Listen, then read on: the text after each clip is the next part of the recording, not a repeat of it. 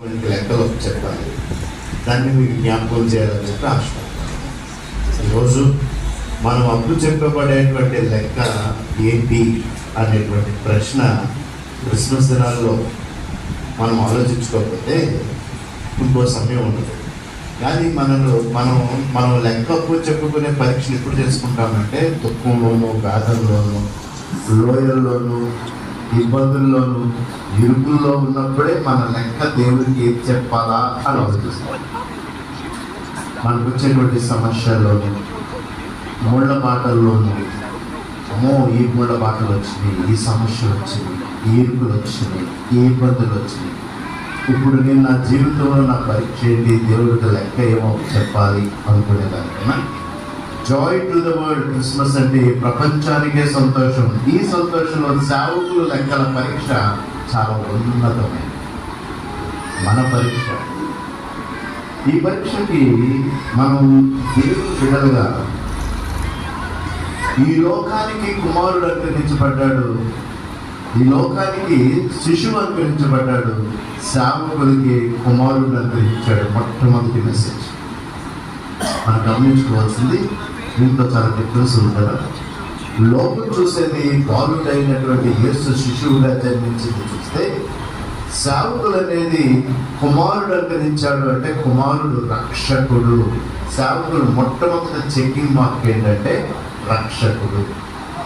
మనం ఇచ్చే పని ఈ లోకానికి తండ్రి అయితే శిశువుల ద్వారా ఈ లోకానికి జన్మింపచేసి 3.5 పరిచర్య అనేది 3.5 సంవత్సరాల పరిచర్య అనేది దేవుని ప్రణాళిక. ఆల్రెడీ మనం అదే పనిలో ఉన్నాం కాబట్టి మనం చూసేది శిశువుని కాదు, మనం చూడవలసింది కుమారుని. అదే యెషయా చెప్తూ ఉంటాడు. యెషయా 9:6 మనం ఆలోచిస్తే for to us a child is born అంటాడు ఆయన ఇంగ్లీష్ బైబిల్లో. For to us a child is born, మనకు శిశువు. ఎవరికి? ప్రపంచానికి. మనకైతే ఇచ్చాడు కుమారుడు. ఆ అనుగ్రహము ఇక్కడ ఇవ్వబడదు. ఇచ్చింది మనం ఇప్పుడు ఏం చేయాలి? ఇచ్చిన కుమారుడిని నేను డేవిడ్ మార్క్ గారికి, బెనర్జీ గారికి, వచ్చిన ప్రతి ఒక్కరికి నేను అందించాలి. మీరు మీ సంఘంలో ఉన్నటువంటి విశ్వాసులకి అందించాలి. మన సమయం ఎక్కువ ఎక్కడ పెడుతున్నాం దేవుడు చూస్తాం. సమయం పెట్టమంటే ఈ బ్రెయిన్లో టైము ఉంది చూసారు, ఆలోచన ఉన్నాయి చూసారు, వీటిని ఆయన చూసేది బాహ్య రూపమా, అంతరంగమా? సో సేవకులు ఎప్పుడు కూడా గమనించుకోవాల్సిన సెకండ్ స్టెప్ ఏంటంటే మన అంతరంగ ఆలోచనల వైపే దేవుని యొక్క ప్రత్యేకమైన శ్రద్ధ, కఠినమైన తీర్పు బోధకులకే. కాబట్టి ఈ భూమి మీద అందించినటువంటి శిశువు దేన్ని ఇవ్వడానికి వచ్చాడు? సమాధానాన్ని ఇవ్వడానికి వచ్చాడు. రెండోది పీస్, అంతే కదా, సమాధానమే కదా. సమాధాన పరచువారు ధన్యులు వారు,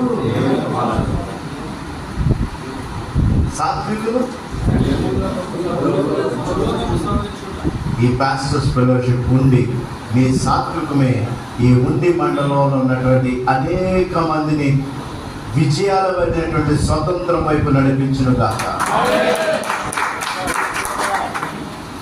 మహాత్మా గాంధీ ఒప్పుకోలేదు కానీ, తన నోటితో ఒప్పుకోలేదు కానీ, అహింసా సిద్ధాంతాన్ని విదేశాల్లో మాట్లాడినప్పుడు ఏమన్నాడంటే నేను బైబిల్ నుంచే నేర్చుకున్నాను అన్నాడు.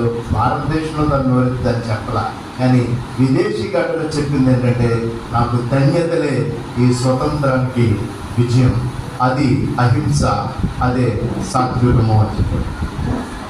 సేవకులకు విజయం చూడాలంటే ఏం కావాలన్నమాట?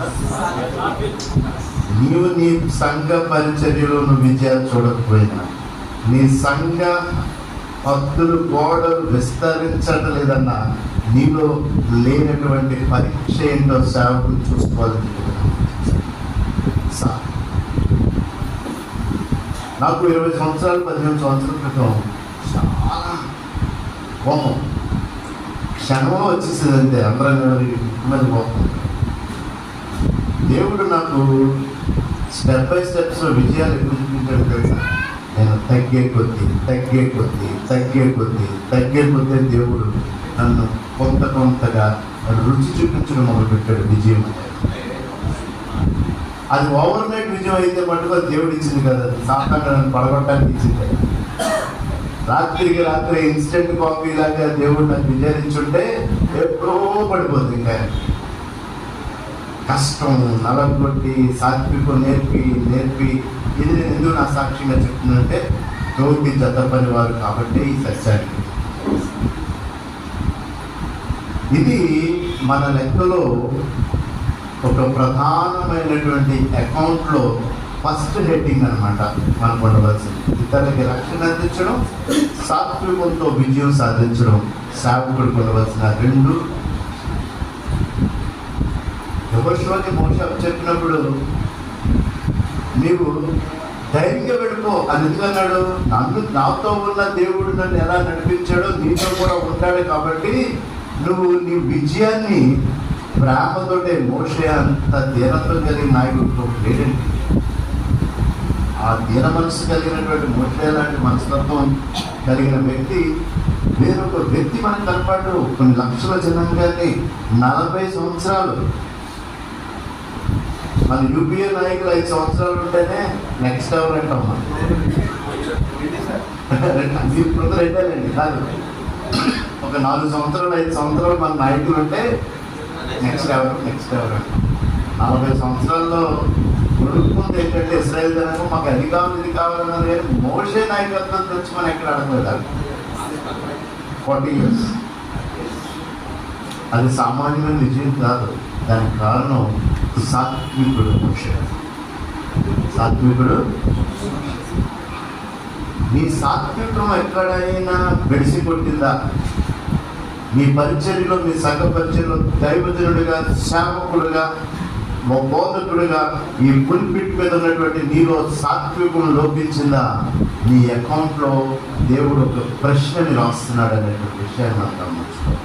అది క్రిస్మస్ సంతోషాల్లోనే నా క్వశ్చన్ ఏంటి, దేవుడు నాకు ఇచ్చే క్వశ్చన్ ఏంటి, సేవకుడుగా నాకున్న ప్రశ్న ఏంటి, దేవుడి పక్షాల నుంచి నేను మారవలసిందేంటి? దేవా, ఇన్ని సందర్భాల్లో కరోనాలనే జయించి వచ్చారు మీరు అంటే మీలో విజయం లేదా? అంటే చనిపోయిన వారు విజయం లేని వారిని కాదు. ఆయన దేవుని ప్రణాళికలో కాలాలు సమయాలు ఆయన హస్తంలో ఉంటాయి కాబట్టి కొందరు పిలువబడ్డారు. ఇంకా మనం ఉన్నామంటే మనలో ఏదో మార్పు ఇంకా అవసరం ఉందాం. మన దేవుడు ఇంకా మనం దేవుడు చెక్కాలన్నమాట. ఇంకా దేవుడు ఇంకా మనల్ని నలగొట్టాలన్నమాట. ఇది మనం పరీక్షించుకోవాల్సిన పరీక్ష. దీన్ని మనం గమనించుకుని ఒకరి పట్ల ఒకరు తగ్గింపుతో మనం ప్రయాణం చేసినట్లయితేనే సంఘంలో చాలా తగ్గింపుతో ఉంటుంది కదా. మనం ఎందుకుంటాం సంఘస్థులతో తగ్గింపు? మన పరిచయంలో ప్రశ్న నేను అడుగుతున్నా, బయట ప్రశ్న మీరు వెళ్ళినా మన సంఘ బిడ్డలతో సంఘస్థులతో చాలా మర్యాదగా చాలా విలువైనదిగా మనం పరిగణలో తీసుకుని ఉంటాం కదా. తప్పలేదా? కొంచెం నాతో ఇది ప్రశ్న జవాబుగానే తీసుకున్నాం. ఉంటామా లేదా? మరి తోటి దైవజనుడితో ఉంటామా? దీన్ని ఎలా చెక్ చేసుకోవాలి దేవుని దృష్టిలో? దీని విషయంలో మనం ఏ విధంగా మనము ఎప్పటికప్పుడు మనం సరి చేసుకోకపోతే, మనం సరి ఎలా చేసుకోవాలి? పిలుపుకి మనం వెనక్కి వెళ్ళి చూసుకోకపోతే మన పిలుపు నిరర్ధకం అయిపోతాం. దేవుడు మనల్ని అందుకే దాన్ని తెలియజేసేటట్టుగా క్రిస్మస్ అంటేనే బహుమానం కాబట్టి మనల్ని ఒకడు చూసినప్పుడు మనల్ని బహుమానంగా స్నేహితుడు, ఈ సేవకుడు, ఈ పరిచారకుడు నాకు దేవుడు ఇచ్చిన బహుమానము అనేటువంటి ప్రయాణమే సేవకుడు ఉండవలసినటువంటి ఆలోచన. తోటి సేవకులతో తోటి సేవకులతో ఉన్నటువంటి ఆలోచనలో అందుకే పొందుకున్న వాడికి బహుమానం, పొందుకున్న వారికి బహుమానం ఇవ్వడం ఏంటో అర్థమవుతుంది. క్రీస్తు అనే బహుమానం పొందిన వారికి మనం ఇతరులకు క్రీస్తుని ఇవ్వడమే బహుమానము. ఇతరులకి క్రీస్తుని. ఈ సంవత్సరం మనం ఎంతమంది క్రీస్తులకి ఆయన మనం ఎంతమంది క్రీస్తులోకి మనము బహుమానంగా మార్చాం. అసలు ఆలోచించుకోండి.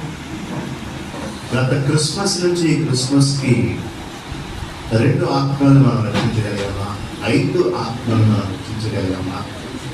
అంటే ఆ ఆత్మ రక్షణ, మన రక్షణలో నడిపినటువంటి క్రీస్తుని మనం జ్ఞాపకం చేసుకుంటే, ఇరువురినన్నా ఒక్కరినైనా ఒక్క ఆత్మ చాలంట పరలోకం ఆనందం. నెంబర్ల గురించి ఆలోచించద్దు, ఒక్కరినైనా క్రీస్తుని లోనికి మనం నడిపించామనేది సేవకుడికి ఉండేటువంటి ప్రశ్నలలో ఒక ప్రశ్న. మనం చాలాసార్లు మనం ఏ పనిలో ఉంటున్నాం తెలుసా? కొన్ని మనం ఆలోచించి ప్రశ్న కూడా వేసుకుంటాం. మన మధ్యలో నాయకులు ఉన్నప్పటికీ తప్పదు మనం ప్రశ్నించుకోవాలి.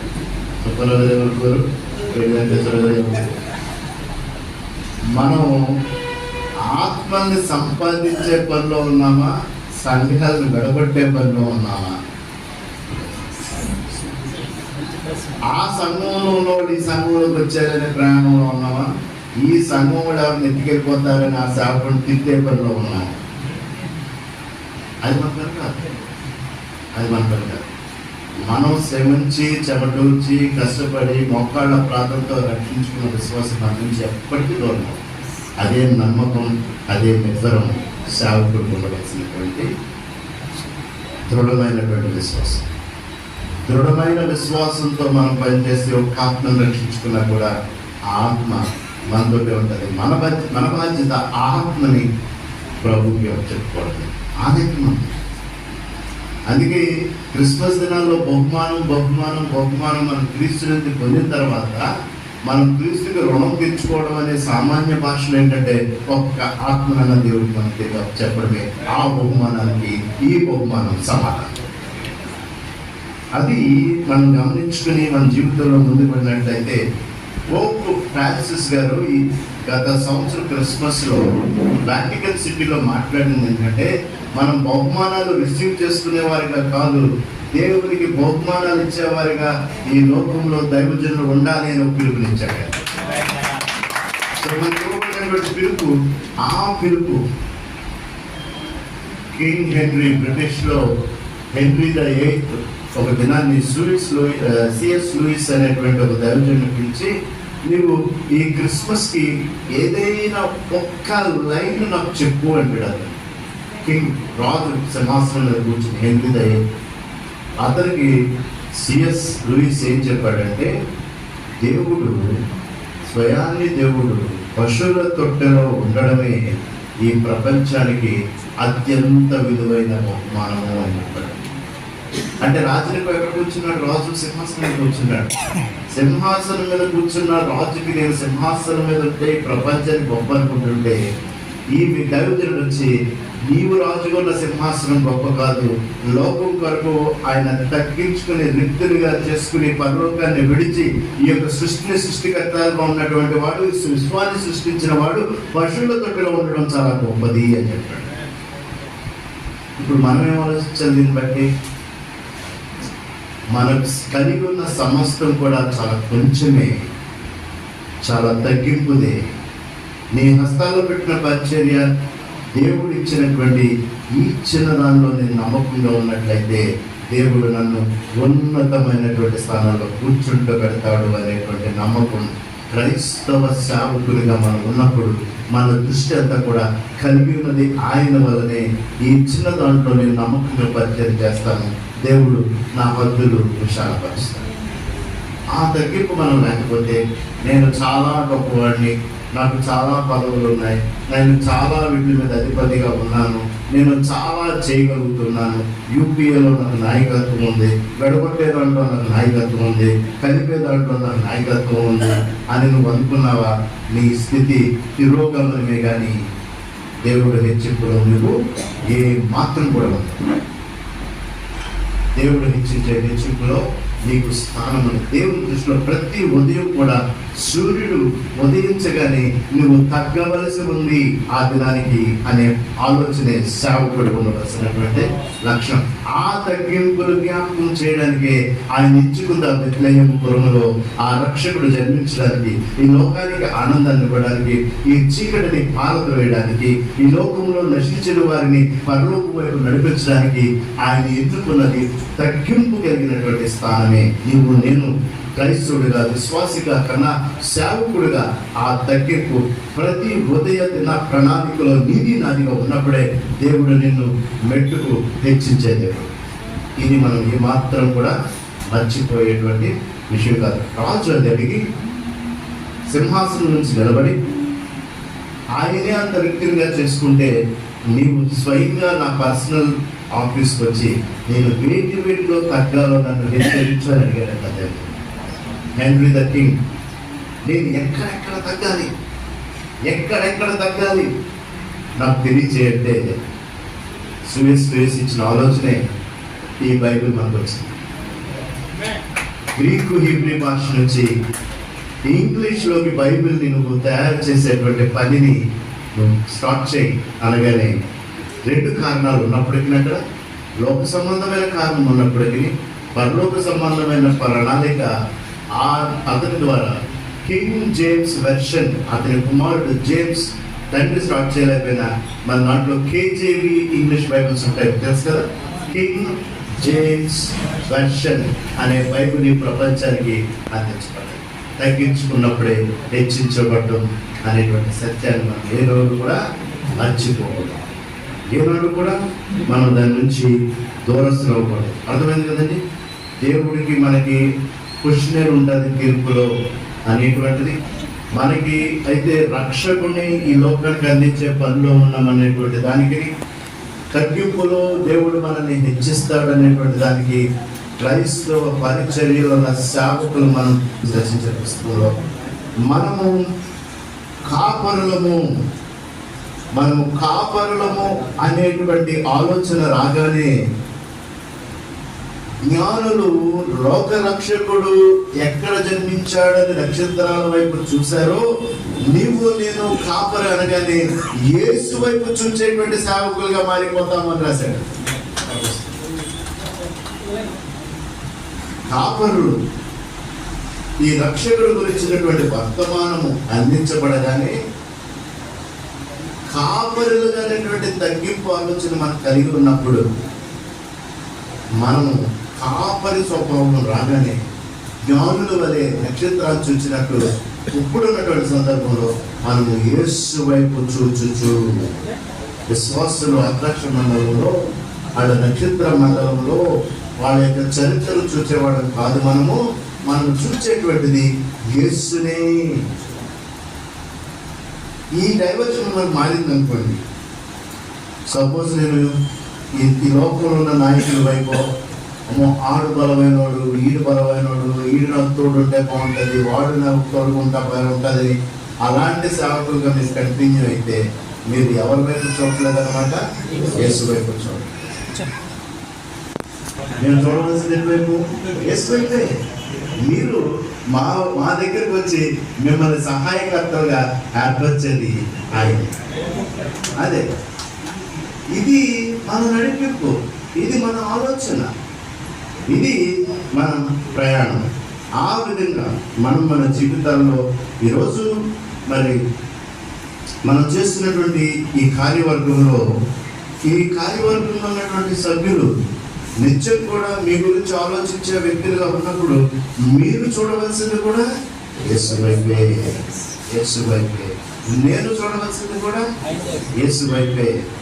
నేను నా దృష్టిని మార్చానా, దేవుడు నా స్థానాన్ని తిప్పేస్తాడంతే. బైబిల్ సొసైటీ పరిచర్యలో మరి యూపీఎల్ నుంచి డేవిడ్ మార్క్ ఉన్నారు, పాస్టర్స్ ఫెలోషిప్ నుంచి నేను ఉన్న ఈ పరిచర్యలో నేను సుమారు చాలా చిన్న వయసులో ఉండగానే 16-17 సంవత్సరాల వయసులో ఉండగానే నాయన నాకు కార్ డ్రైవింగ్ అంటే ఇష్టం. అందుకే ఏం చేశారు, కార్ తీరా అనేవారు. ఇంకే కార్ తీయమంటే మనం మిగతా పనులన్నీ అయిపోతాయి కదా, ఇప్పుడు డ్రైవ్ చేతి కదా అనేవారు. ఏం కార్ తీయమన్నా డ్రైవ్ చేద్దానని మిగతాది ఏం ఆలోచించుకుని కార్ తీశాడు. ఆయన ఒక్కొక్క ఇంటికి వెళ్ళి బైబుల్ సొసైటీకి డబ్బులు సేకరిస్తుందా అనేవారు. నేనేమనుకున్నాను, నేను ఎక్కడికో లాంగ్ డ్రైవ్ చేయడం తీసుకెళ్ళిపోతున్నారు ఈయన అనుకునేమో. మనం ముస్తాబ్ అయిపోయేవాడు, సింగారించుకునేవాడు డ్రైవింగ్కి. ఆ ఇంటి దగ్గరికి వెళ్ళి ఆగి ఆడగేట్ తీసి ఆ లోపలికి వెళ్ళి 50 రూపాయలు 10 రూపాయలు ఈ డబ్బులు ఖర్చు చేయడానికి నేను అనుకున్నాను, ఇంటికి వెళ్ళి 10 రూపాయలు 50 రూపాయలు ఖర్చు చేస్తాను. పెట్రోల్కి ఏమో అప్పుడు 16 రూపాయలు 18 రూపాయలు డీజిల్ లీటరు, 20 లీటర్లు ఇది కొట్టేస్తున్నారు. ఇది కలెక్ట్ చేస్తున్నారు కన్నా ఇది కారు కొట్టించే డీజిల్ ఖరీదు పెట్రోల్ ఖరీదు ఎక్కువ ఉండేది. కానీ ఏం చేసేవారు నాకు అర్థమైంది కదా, ఆయన ఎందుకైనా అదేదో మీరు 10,000 15,000 సరిపోదు కదా సంవత్సరానికి వెళ్ళేవారు. అందుకే అలా కాదు, వాళ్ళని భాగస్వామ్యులు చేయడమే మనకి దీవెనకరం. ఆ యొక్క కుటుంబాన్ని దేవుని బైబిల్ కొరకు సేకరించడం అనే పరిచర్యే దీవెనకరం. నువ్వు నేర్చుకోవాలి. అప్పుడు నేను అనుకున్నాను, ఈ బైబిల్ సొసైటీలో నేను ఏ పని చేస్తానని నేను అనుకోదా. ఆయనతో ఒక కారు డ్రైవర్ గారు తిరిగిన భాగ్యమే 6.5 సంవత్సరాలు ఇప్పటికి ఈ బైబిల్ సొసైటీ పరిచయానికి దేవుడు నన్ను అధ్యక్షుడిగా కూర్చోబెట్టాడు. నేను ఊహించలా, నేను తలంచలా, నేను ఆశించలా. ఆయన కష్టపడి చేసిన పరిచయానికి దేవుడు నాకు తీర్పిచ్చాడు.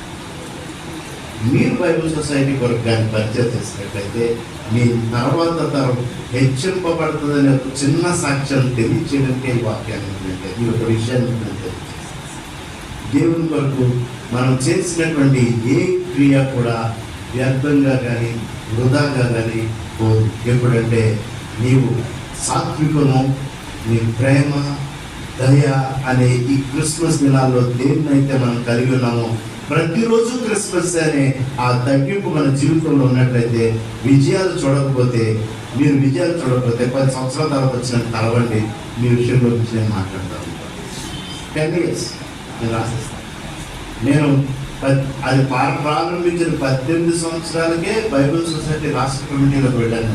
దేవుడు ఈరోజు ఈ రాష్ట్రంలో ఉన్నటువంటి గొప్ప నాయకులతో పాటు కూర్చునే యోగ్యమైనటువంటి దీవెన దేవుడు నాకు ఇచ్చాడు. బైబిల్ సొసైటీ పరిచయం వాక్యం అండి, వాక్యం దేవుడు. ఆయనే యోహాను 1:14 ప్రకారము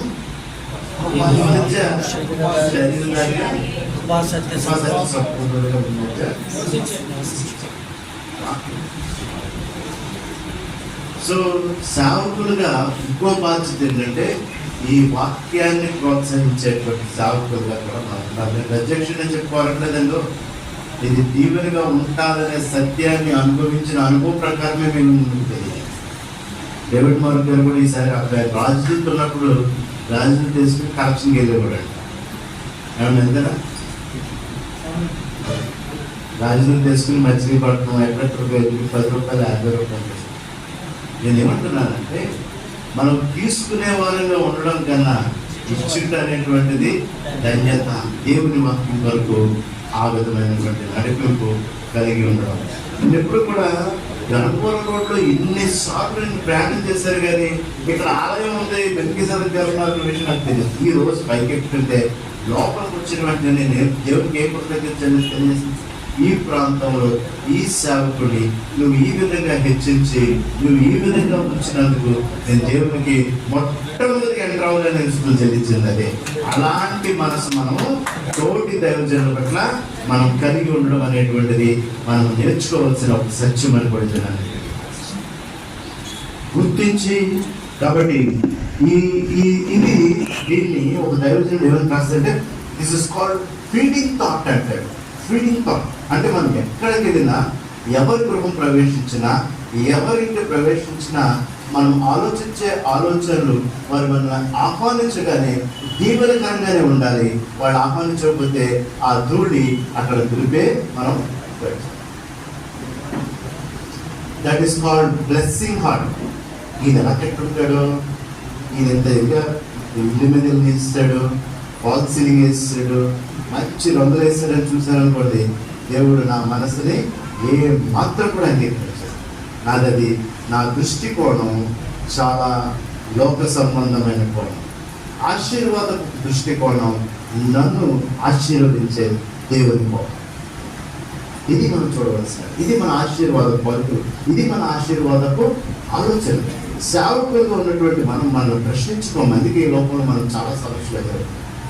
సేవకులైనటువంటి మనం ఆలోచించేటువంటి తత్వం, మన యొక్క మిర్రర్ ఇమేజ్ మనం చూస్తాం.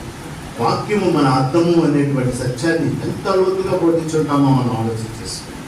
ఆ అద్దం ముందు నిలబడేటువంటి, ఆ వాక్యం ముందు నిలబడేటువంటి మనం కొంచెం మన ముఖంలో ఏదైనా ఒక పక్క వాపు కనిపించింది అనుకోండి, నెక్స్ట్ వెంటనే మనకు ఎవరైనా తెలిసిన డాక్టర్ ఉన్నారని చెప్పి ఆలోచించాలి. అలాంటిది మన గుణగణాలు అనేటువంటి గుణాలను చెక్ చేసుకోవడానికి వాక్యం ఇచ్చినప్పుడు దాని చెంత తగ్గింపుతో మనం ఎందుకు చూసుకోము అనేటువంటిది దయచేసి క్రిస్మస్ సంతోషంగా చేసుకోవద్దని చెప్పడానికి కనుక నిలబడాల. ఈ సంతోషంలో మనం చెక్ చేసుకోవాల్సింది చెప్తున్నాను అంతే.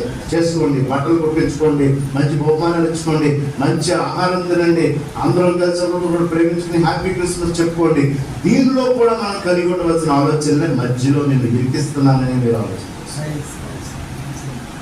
ఈ క్రిస్మస్లో మిమ్మల్ని పాయింట్అవుట్ చేయడానికి కాదు, మిమ్మల్ని పాయింట్అవుట్ చేస్తున్నానంటే నేను పాయింట్అవుట్ చేస్తున్నాను కాబట్టి దీని ముందు నిలబడి ఫుల్ఫిల్ పవర్తో తిన్నాను మీకు నేను విషయాన్ని తెలియజేస్తాను. అది మనకు కలిగినటువంటి ఆలోచన ఎప్పటికప్పుడు.